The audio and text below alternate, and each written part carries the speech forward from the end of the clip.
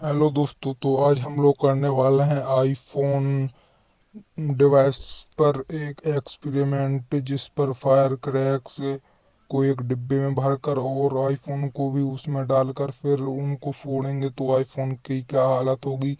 तो आप अब देख ही सकते हैं। तो इसमें इसमें भर रहे हैं और आईफोन को भी अब उसी में डाल देते हैं। तो अगर वीडियो अच्छा लगे तो चैनल को सब्सक्राइब एंड भी लाइक करना, ठीक है।